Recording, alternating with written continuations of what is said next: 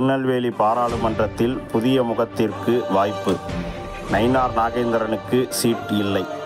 பாஜக தரப்பில் பரவி வரும் பரவலான செய்தி. திருநெல்வேலி நாடாளுமன்றத்தை பொறுத்தமட்டில் வெள்ளாளர் பிள்ளைமார் சமூகத்தின் ஓட்டு வெற்றி தோல்வியை தீர்மானிக்கும் சக்தியாக உள்ளது. இந்த வாக்குகளை பாரதிய ஜனதா கட்சி அறுவடை செய்யும் வண்ணம் திருநெல்வேலி நாடாளுமன்ற தொகுதியில் அன்னபூர்ணா பிள்ளை என்னும் பாரதிய ஜனதா கட்சியின் சமூக ஊடக பிரிவு ஒருங்கிணைப்பாளராக இருக்கக்கூடிய நபரை நிறுத்த உள்ளது.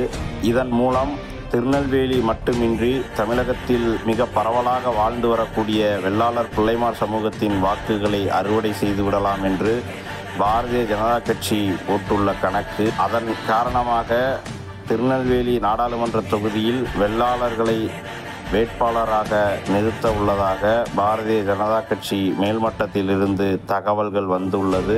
மிக முக்கியமாக அன்னபூர்ணா பிள்ளைக்கு வாய்ப்பு உள்ளதாகவும், திருமதி அன்னபூர்ணா பிள்ளை அவர்கள் கிட்டத்தட்ட 5 மொழிகளில் சரளமாக பேசக்கூடிய புலமை பெற்றவராக உள்ளதால் நாடாளுமன்றத்தில் திருநெல்வேலி மக்களின் கோரிக்கைகளை எடுத்து கூறுவதற்கு ஒரு சரியான வேட்பாளர் என்றும் திருநெல்வேலி பாஜக தரப்பில் பேசப்படுகிறது.